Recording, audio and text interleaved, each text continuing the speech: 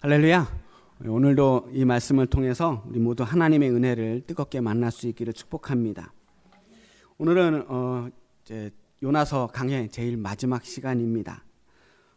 이 마지막 장은 우리에게 가장 불편하지만 또한 가장 중요한 장이 아닐까 싶습니다.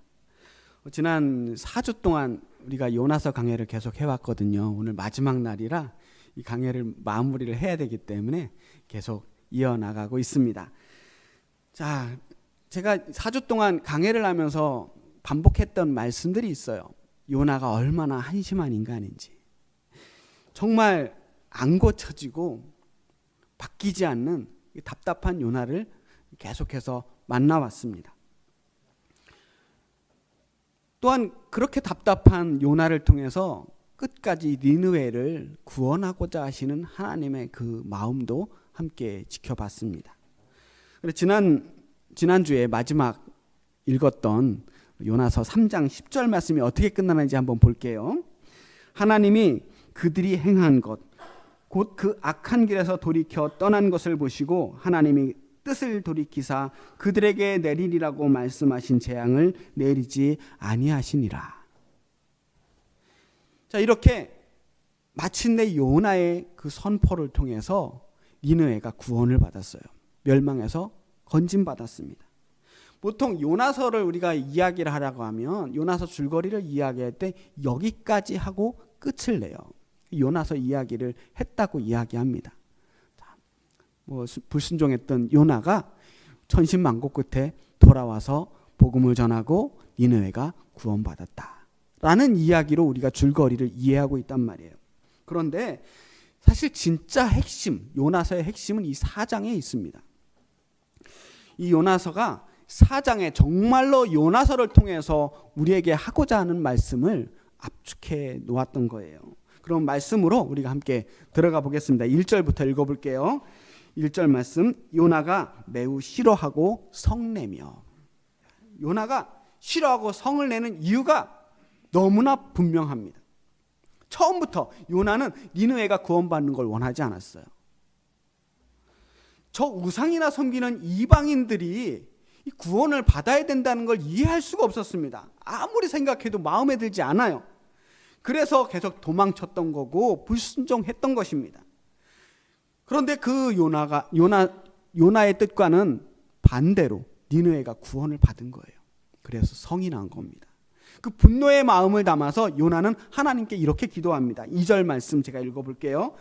여호와께 기도하여 이르되 여호와여, 내가 고국에 있을 때 이러하겠다고 말씀하지 아니하였나이까? 그러므로 내가 빨리 다시스로 도망하였사오니 주께서는 은혜로우시며 자비로우시며 노하기를 더디하시며 인애가 크시사 뜻을 돌이켜 재앙을 내리지 아니하시는 하나님이신 줄을 내가 알았음이니이다. 자, 지금 드리는 기도는 말이 기도지 사실은 하나님께 지금 화내고 있는 거예요. 2절 말씀을 한마디로 요약하면 내 이럴 줄 알았다. 처음부터 이럴 줄 알았어요. 내가 하나님 어떤 분인지 알았기 때문에 다시스로 도망간 겁니다. 주님께서는 은혜로우시고 자비로우시고 노하기를 더디하시고 인애하시고 그래서 뜻을 돌이켜서 재앙을 내리지 않으실 줄을 내가 알았기 때문에, 그랬기 때문에 내가 다시스로 도망간 겁니다. 그래서 여호와께서는 말로는 재앙을 내리신다고 말하지만 결국은 이렇게 구원하실 줄을 내가 알았어요. 결국 하나님 뜻대로 니느웨를 멸망시키지 않으셨네요. 그래서 기분이 나쁘다는 겁니다. 그래서 화가 난다는 거예요. 내 이럴 줄 알았다니까요 하면서 하나님께 골부리고 있습니다. 그런데 이 표현, 이 기도 중에서 좀 익숙한 표현이 나오죠. 주께서는 은혜로우시며 자비로우시며 노하기를 더디하시며 인애가 크시사. 이 표현이 우리가 기도할 때 많이 쓰는 표현이에요. 사실 목사님들도 또 성도님들도 기도하실 때 자주 인용하는 그러한 성경 구절입니다. 출애굽기 34장에도 이 말씀이 나오고요. 느헤미야 9장에도, 요엘서 2장에도, 그리고 또 시편에 아주 자주 나오는 표현입니다. 요나는 선지자라고 그랬어요. 그래서 늘 말씀을 묵상하는 사람입니다. 그러니까 이런 구절들이 입에서 자연스럽게 흘러나와요. 아무리 화가 나도 그냥 나올 수 있는 말씀이란 말이에요. 이런 말씀 정도는 그냥 암송하고 있었다. 그런데 하나님 말씀을 그렇게 많이 알고 그렇게 많이 외우면 뭐합니까? 요나는 지금 이렇게 하나님이 은혜로우시고 자비로우시고 노하기를 더디하시는 그 사실 때문에 하나님께 화를 내고 있는 거예요. 그런 하나님이 마음에 들지 않다는 거예요. 그리고 3절 볼게요. 여호와여 원하건대 이제 내 생명을 거두어 가소서 사는 것보다 죽는 것이 내게 나음이니이다 하니.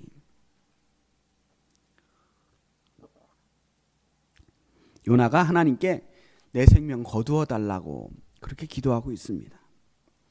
니느웨를 구원한 게 화를 내다 못해 차라리 이럴 거면 날 죽여주세요.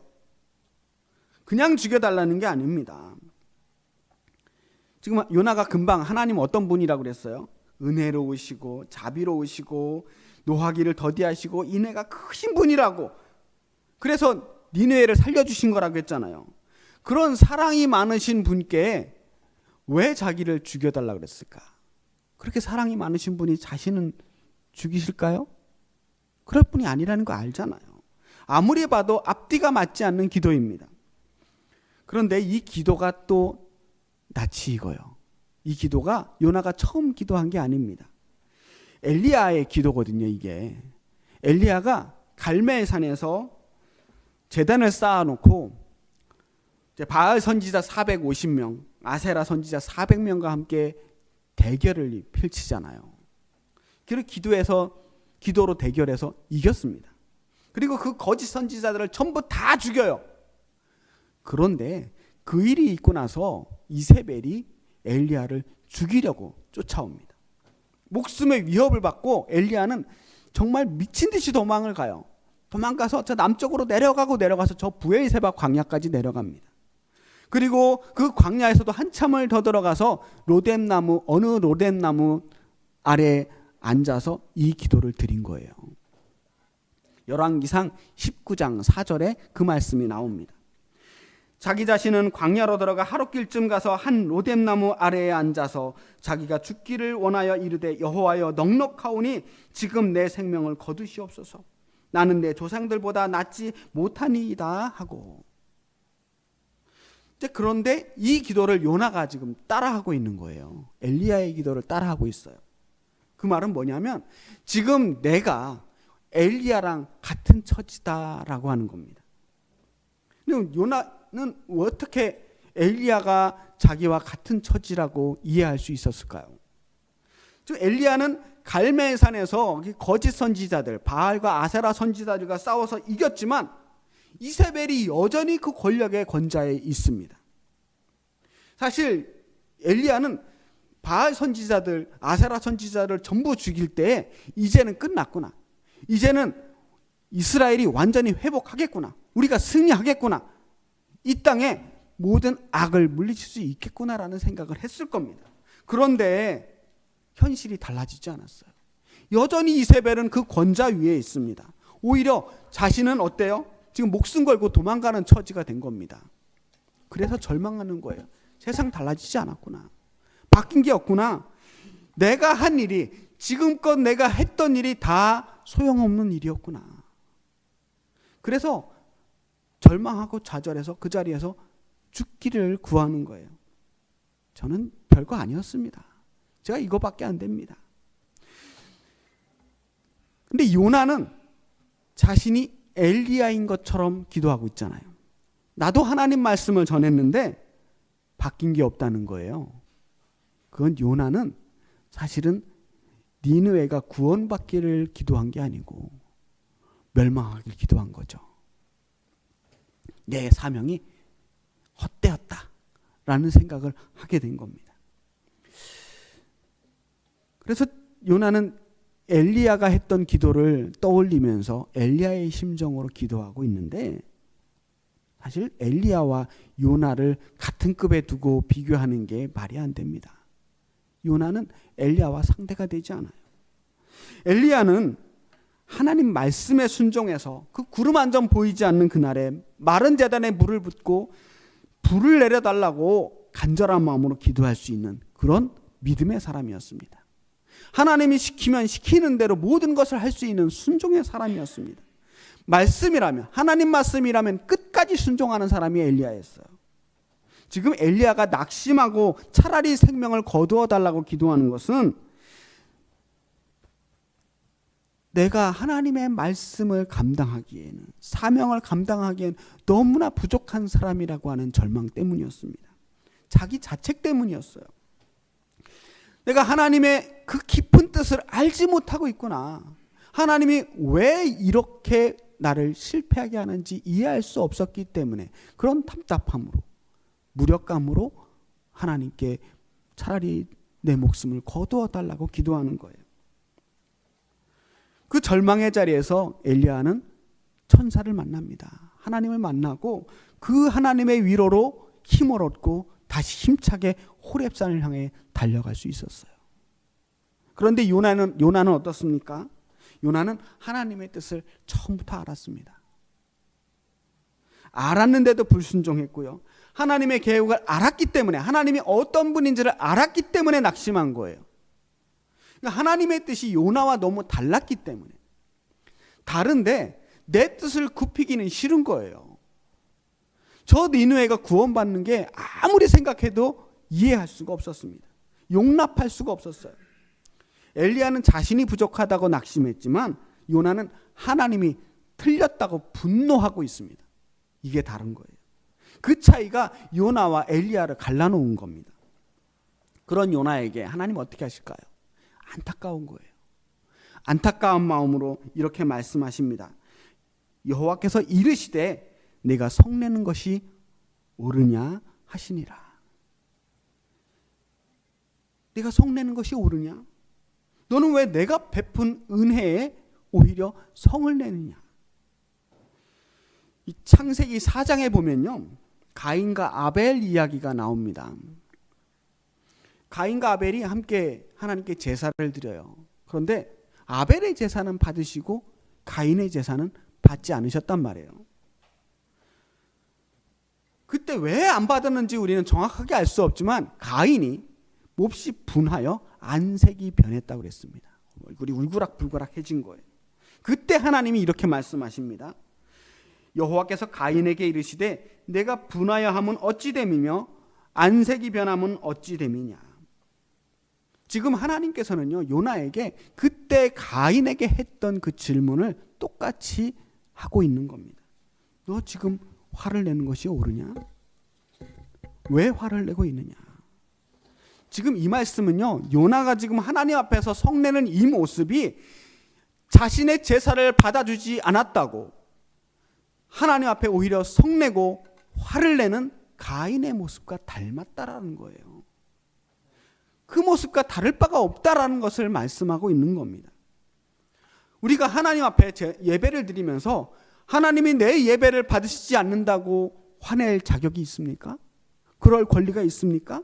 우리는 그런 사람이 아니에요. 우리가 할 수 있는 건 그저 예배를 드릴 뿐입니다.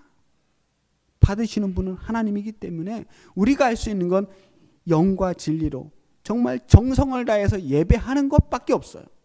최선을 다해서. 마찬가지로 우리가 복음을 전할 때 이 복음이 우리가 복음을 전하면서 누가 구원을 받았는지, 전도가 되었는지, 그 전도가 열매를 맺었는지 우리는 알 수 없습니다. 그것 때문에 우리가 화를 낼 수도 없어요.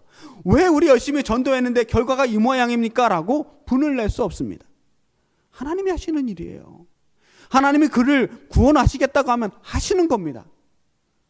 거기에 우리는 그 어떤 말씀도 더할 수가 없어요. 하나님의 주권 안에 있는 것에 대해서 우리가 함부로 성낼 수 없다는 것입니다. 그런데 지금 하나님 앞에 오히려 성을 내고 있는 이 하나님의 선지자 요나는 졸지에 가인과 동급이 되고 있는 겁니다. 자, 그 뒤에 이제 우리가 이어져 나오는 에피소드가 하나 있어요. 일종의 예화 같은 에피소드예요. 요나가 하나님 앞에 화를 내고도 계속해서 멈추지를 않고 그 자리에서 니느웨가 어떻게 되는지 계속 지켜보기로 합니다. 네, 이렇게까지 화를 냈는데 두고 보자. 망하나 안 망하나 내가 제대로 지켜봐야겠다. 요나는 니느웨 성이 잘 보이는 성읍 동쪽에, 아마도 언덕 위에 잘 전망이 좋은 곳에 딱 앉아서 초막을 짓습니다. 그리고 언제 망하나 두고 보자 하는 마음으로 거기 앉아서 니느웨 성을 바라보고 있습니다. 내가 이 정도까지 어필을 했으니까, 이 정도까지 하나님께 자신의 뜻을 이야기했으니까 하나님이 뭔가 답을 주시겠지 하는 마음으로 지켜보고 있는 거예요. 요나가 지금도 하나도 변하지 않았음을 알 수 있습니다. 요나는 여전히 니느웨의 멸망을 기다리고 있어요. 자, 요나가 지은 이 초막은요, 그 나무까지, 그 지역에 있는 나뭇가지들로 대충 얼기설기 만드는 작은 그늘막 같은 걸 겁니다. 초막을 지었다고는 하지만 햇볕을 제대로 가릴 수는 없어요. 그 이스라엘 지역, 그 뜨거운 지역에, 아니 니느웨 더 뜨거운 지역, 저 중동의 한가운데 그 뜨거운 지역에 그 뜨거운 햇볕을 막기에는 역부족입니다. 그런데 그 초막 옆에 갑자기 박넝쿨이 나서 자라는 겁니다. 아주 빠른 속도로 하루 만에 이 박넝쿨이 자라서 기둥 사이로 스며드는 그 햇볕을 전부 막아줍니다. 요나는 이 박넝쿨로 말미암아 매우 기뻐했다 그랬어요. 하나님이 내 편이신가 보다라는 기대를 했을지도 모릅니다. 이 중동 지역 정말 뜨거운 지역이잖아요. 습도가 없어요. 햇볕은 엄청 뜨거운데 너무 건조해서요. 습도가 없으면 그늘 속에만 가도 시원하다는 거예요. 그늘과 햇볕의 온도 차이가 엄청나다는 거예요. 그런데 이 박넝쿨로 그늘이 생기니까 너무 행복한 겁니다. 살만해졌어요. 시원하게 그 그늘에 앉아서 니느웨의 멸망을 기다리고 앉아 있자니, 자, 하나님이 내 편인 것 같고 이제 곧 니느웨가 멸망할 것 같습니다. 그런데 하나님이 이번에는 벌레를 준비하셨습니다. 벌레는 새벽에 전부 박넝쿨을 다 갉아 먹어버렸고요. 하룻밤 사이에 박넝쿨이 사라져서 다시 땡볕이 들어오기 시작합니다. 해가 뜨고 동풍이 불자 이 간밤에 있었던 모든 이 말라버린 박넝쿨, 그 낙엽조차도 다 날아가 버렸어요. 너무 뜨거워서 정신이 혼미해졌습니다. 8절 말씀 읽어볼게요. 요나가 혼미하여 스스로 죽기를 구하여 이르되 사는 것보다 죽는 것이 내게 나으니이다 하니라. 또 다시 구하는 거예요. 하나님께 차라리 죽는 게 낫겠습니다. 차라리 죽여주세요. 저를 왜 이렇게 힘들게 하십니까? 저에게 왜 이러시는 겁니까? 왜 이렇게 저를 힘들게 고난을 주십니까? 그때 하나님께서 이렇게 대답하십니다. 9절 말씀이에요. 하나님이 요나에게 이르시되 내가 이 박넝쿨로 말미암아 성내는 것이 어찌 옳으냐. 아까 그 말씀이 또다시 반복되고 있죠. 이 말씀은 요나가 지금 화를 내는 게 옳지 않다는 말씀이에요. 그렇게 알려줘도 요나는 끝까지 따박따박 말대답을 합니다. 그가 대답하여 내가 성내어 죽기까지 할지라도 옳으니이다 하니라. 내가 성내어 죽기까지 할지라도 옳습니다. 아무래도 햇볕에 너무 오래 있어서 요나가 정말로 정신이 나간 것 같아요. 정말 하나님 앞에 이렇게 버릇이 없을 수가 있을까? 이제 바락바락 대들고 있습니다. 가인도 하나님 앞에서 이 정도로 대들진 않았어요. 내가 화를 내다가 죽더라도 자기는 끝까지 옳다는 겁니다. 이건 오기죠. 하나님 앞에 고집 부리고 있는 겁니다. 내가 이미 잘못되었다라는 걸 알았지만 돌이키지 않고 있는 모습을 볼 수 있습니다. 죽을 때까지 화를 내겠다는 거예요. 나는 죽을 때까지 내 뜻을 굽힐 수 없다. 어지간하죠. 그 모습을 보고 하나님께서 얼마나 답답하셨겠습니까? 그리고 마지막으로 하나님의 대답이 이어집니다. 우리 10절 11절 말씀은 함께 읽어보겠습니다. 시작. 여호와께서 이르시되 내가 수고도 아니하였고 재배도 아니하였고 하룻밤에 났다가 하룻밤에 말라버린 이 박넝쿨을 아꼈거늘 하물며 이 큰 성읍 니느웨에는 좌우를 분별하지 못하는 자가 12만 명이요 가축도 많이 있나니 내가 어찌 아끼지 아니하겠느냐 하시니라. 아멘. 이게 하나님의 마음이에요. 하나님께서는 요나에게 하나님의 마음을 알려주고 싶으셨던 거예요. 사실 요나서는요, 이 말씀을 하기 위해서 여기까지 계속 이야기를 끌고 온 겁니다. 요나야, 입장을 좀 바꿔놓고 생각을 해봐라. 너는 그 박넝쿨 때문에도 이렇게 속상한데, 그 박넝쿨 심지어 네가 심은 것도 아니고 박넝쿨을 위해서 수고한 것도 아무것도 없지 않니? 그거 잠깐 하루 사이에 잠깐 났다가 하루 사이에 없어진 거, 뭐 정들 틈도 없는데 하룻밤 시원하게 해준 건 가지고도 그렇게 아쉽고 속이 상한데, 저 니누의 성 좀 봐라. 저기 좌우를 분별하지 못하는, 오른쪽 왼쪽도 구별하지 못하는 그런 사람이 12만 명이나 되는데, 거기에 기르는 가축들은 또 오죽 많니? 그거 다 하나님이 내가 만든 거야. 그것도 다 하나님의 피조물이라는 거예요. 정성껏 내가 돌보고 있는 나의 피조물, 나의 작품들, 내 생명들, 내 자식들인데 그걸 멸망시켜야 되겠니? 내가 어찌 그 생명을 아끼지 않을 수 있겠느냐라고 하는 게 하나님의 마음이라는 거예요. 요나서는 이렇게 끝이 납니다. 이렇게 마무리가 돼요. 뭐 얘기하다가 기승전결이 없어요. 결이. 그 이후로 어떻게 됐는지 이야기가 나오지 않습니다. 그냥 열린 결말이에요. 열린 결말. 하나님이 이 말씀을 하셨을 때 요나가 듣고 막 울면서 회개했다든가, 아니면 그래도 말을 안 들어서 요나가 심판을 받았다든가, 뭔가 얘기가 없어요. 그냥 중간에 툭 끊어진 것처럼 이 이야기로 그냥 갑자기 드라마가 끝이 납니다. 사실 이 뒤에 말씀이 이어지지 않는 것은 이 마지막 말씀이 요나뿐만 아니라 오늘을 살고 있는 우리들에게도, 이스라엘 모든 백성들에게도, 이 요나서를 처음 들었을 그때 그 이스라엘 백성들, 그 백성들과 바로 지금 우리들에게도 계속해서 하고 있는 말씀이기 때문입니다. 이 말씀은 현재 진행형이에요. 지금도 계속 우리에게 하고 있는 말씀이에요. 그리고 이 말씀을 듣기 위해서 우리는 요나서를 읽은 거예요. 제가 요나서 강의 첫 시간에 드린 말씀이 있습니다. 이 요나서를 언제 읽는 말씀이냐 하면 이스라엘의 대속죄일 때 읽는 거예요. 대속죄일 때 모세 오경을 하나 읽고 그리고 요나서를 읽어요. 속죄일 때 읽는다는 건 뭐냐면 회개의 말씀이라는 겁니다. 그래서 요나서는 이스라엘 백성들의 자기 반성문 같은 거예요. 하나님 앞에 우리가 요나 같은 사람들입니다. 이렇게 부끄러운 사람들입니다. 우리 회개해야 됩니다. 우리가 요나 같은 사람들이니 지금 대속죄일에 주님 앞에 회개합니다 라고 하면서 이 요나서를 읽는 거예요. 이스라엘 백성들이 하나님 앞에 불순종하다가 멸망했잖아요.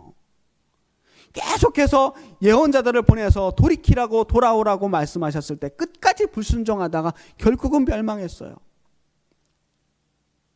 결국은 아수르에게, 바벨론에게 다 멸망했습니다. 그리고 포로 생활을 하다가 마침내 돌아왔어요. 그들이 돌아왔을 때 예루살렘 성전을 짓기 위해서 돌아왔어요. 근데 돌아온 그들이 어떻게 했느냐? 그때 북왕국 출신들, 북이스라엘 출신들 사람들을 이 남왕국 사람들이, 예루살렘에 있는 사람들이 배척했습니다. 몰아냈어요. 너희들은 필요 없다. 너희들 족보도 없이 근본 없는 놈들 이 성전 짓는데 끼워주지 않겠다. 그래서 그들이 원수가 된 거예요. 그 쫓겨난 북이스라엘 출신 사람들이 다시 북쪽 왕국으로 넘어가서 그 사람들이 사마리아인이 됩니다. 그들은 돌아와서 예루살렘 성전을 스룹바벨과 함께 아름답게 지었는지 모르지만 그들의 마음속엔 여전히 미움이 가득했고 온전한 하나님의 백성으로 다시 회복되지 못한 것입니다. 그들은 요나와 같은 자기 의에 사로잡힌 거예요. 우리들만 자격 있는 사람들이야. 우리들만 구원받을 만한 사람들이야. 저 사람들 안 돼. 저 사람들은 자격이 없는 사람들이야. 요나는 니느웨 사람들의 심판이 당연하다고 여겼잖아요. 죽어 마땅한 사람들, 멸망당에 마땅한 사람들. 그래서 그들이 구원받는 게 처음부터 탐탁지 않아 했던 겁니다. 그러면서 자기들이 받는 은혜, 자기들이 받는 하나님의 사랑은 너무나도 당연하게 생각해요. 잘 보면 하나님이 정말 사랑하시거든요. 요나를 얼마나 사랑하십니까? 그렇게 불순종해도, 그렇게 하나님으로부터 도망가려고 해도 끝까지 붙잡으시고 다시 기회를 주시고 회복시켜 주시잖아요. 그래서 기적적으로 죽음에서도 살아났고 이렇게 니느웨까지 오게 됐잖아요. 사실은 요나 역시 심판받아야 되는 사람이었던 겁니다. 하나님 앞에 죄인이었던 요나, 하나님 앞에 죄인이었던 니느웨, 다 하나님이 구원하고자 하는 하나님의 백성들이었던 거예요. 그런데 요나는 성을 냅니다. 내가 받는 구원은 마땅한 것이고 저들이 받는 구원은 이건 화나는 일이다. 나에게 주어지는 구원, 나에게 주어지는 그 모든 사랑들이 당연하다고 생각될 때 우리는 쉽게 성을 냅니다. 내가 받는 것들이 당연할 때요, 우리는 상대방에 대해서 감사함이 없어지거든요. 부모님의 사랑과 희생이 당연하다고 생각하면요, 자식들은 부모에게 화를 냅니다. 안 해주는 거에 대해서 화를 내요. 해주는 거에 대해서 감사한 게 아니라 안 해주는 거에 대해서 화를 내요. 당연하다고 생각하니까. 그렇게 부모에게 함부로 대해도 된다고 생각하는 거예요. 당연해지면 안 되거든요. 모든 부모들은 다 자식들을 위해 희생하지만 그 희생이 당연한 건 아니에요. 모든 것을 무릅쓰고 온 힘을 다해서 희생하는 거잖아요. 하나님도 마찬가지입니다.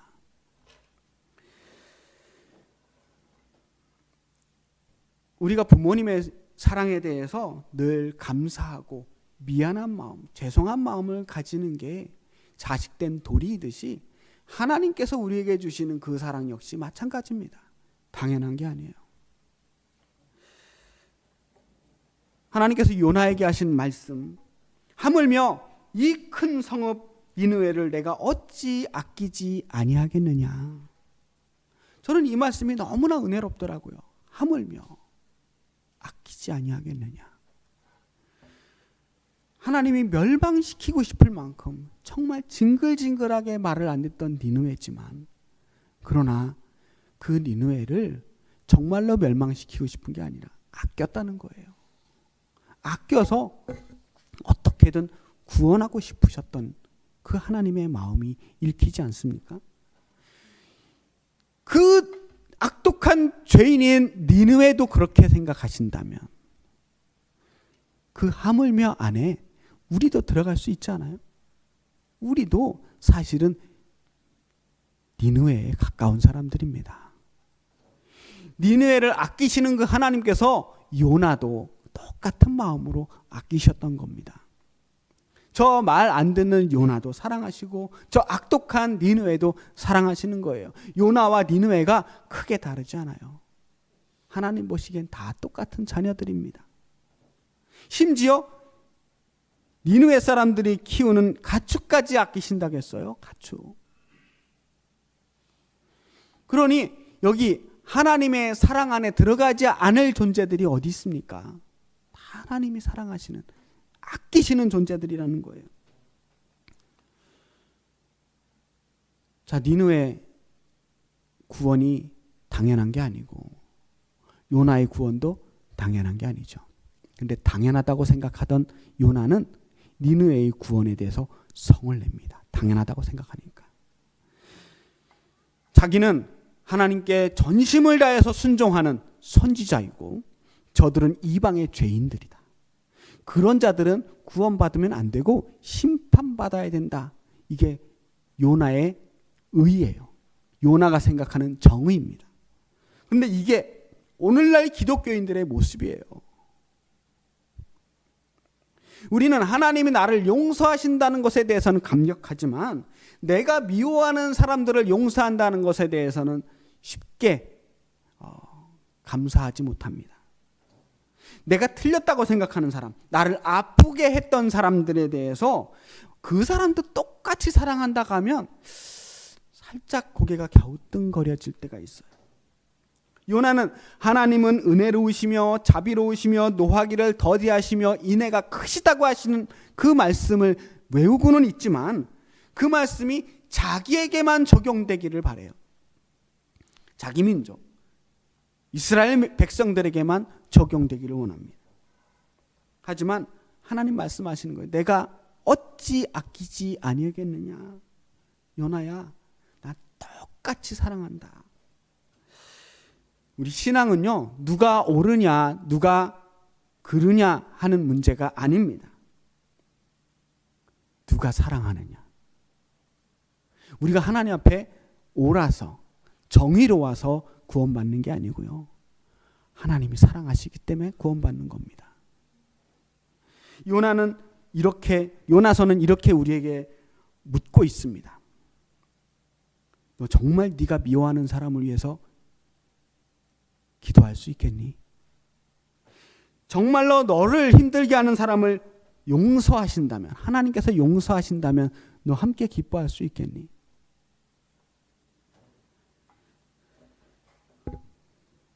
너는 여전히 그 사람을 위해서 분노를 품고 있으면서 과연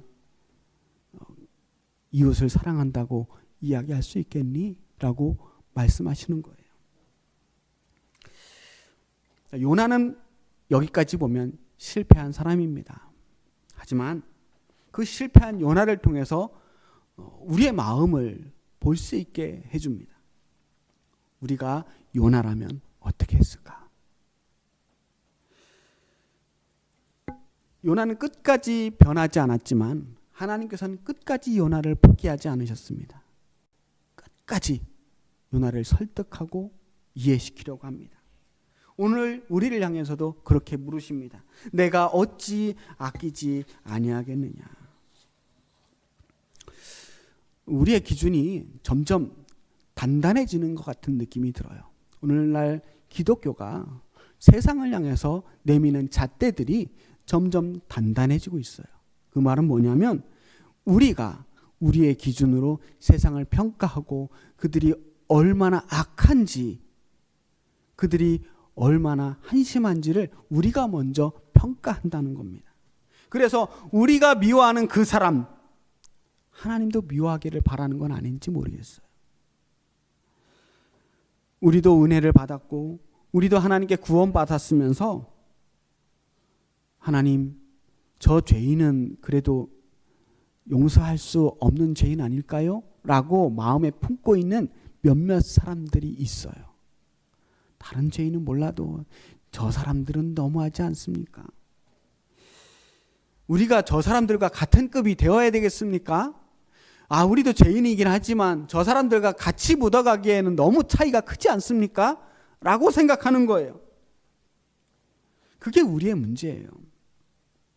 요나서가 만약 우리의 마음을 불편하게 한다면 바로 이것 때문입니다. 우리 안에도 우리만의 니느웨가 있는 거예요. 그래도 꼭 이 사람만큼은 벌 받았으면 좋겠다 싶은 사람들이 있는 거예요. 오늘날 이 사회가 왜 이렇게 증오가 점점 증폭되고 있을까? 니느웨들이 있어서 그래요. 쟤네들은 좀 이해할 수가 없어. 이 증오의 폭이 점점 깊어지고 있어요. 그래서 우리가 하나님보다 먼저 심판하려고 하기 때문에 사회가 점점 갈등의 폭이 깊어지는 겁니다. 요나서는 우리에게 하나님의 사랑이 얼마나 큰지를 보여줍니다. 그리고 그 사랑 앞에서 우리가 얼마나 작고 이기적인지 보여주는 책이기도 합니다. 자, 우리가 이 요나서를 어떻게 끝낼 것인가? 우리에게 달려 있어요. 요나서는 결말이 없습니다. 요나의 분노로 이 이야기를 끝낼 것인가? 아니면 하나님의 사랑으로 마무리할 것인가? 하나님은 계속해서 우리에게 나는 너희들을 아낀다. 니느웨만 아끼는 게 아니라 너를 똑같이 아낀다라고 말씀하십니다. 하나님이 사랑하는 사람들을 우리가 미워해서는 안 됩니다. 하나님은 모든 피조물을 다 사랑하시기에 이 세상에 우리가 사랑하지 못할 사람은 없습니다. 모든 생명이 다 하나님의 것이니 우리는 하나님과 더불어서 그분의 구원에 동참해야 합니다. 그게 구원받은 백성들, 사랑받는 사람들의 사명인 거예요. 하나님께서는 이 땅의 모든 영혼을 구원하기 위해서 우리를 먼저 주님의 자녀로 부르신 겁니다.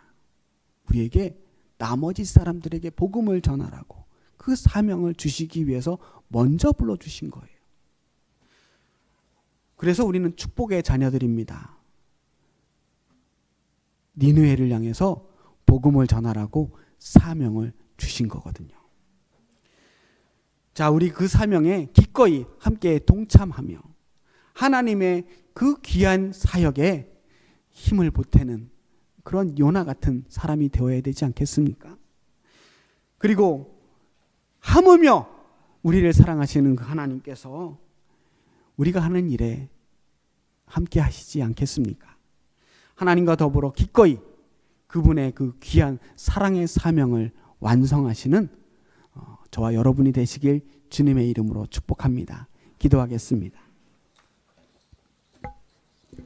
살아계신 아버지 하나님, 우리는 정말 구원받을 자격이 없는 죄인들인데 하나님께서 우리를 특별히 사랑하셔서 먼저 구원해 주시고 아직 구원받지 못한 사람들을 향하여 복음의 손을 내밀라고 사명을 주셨습니다.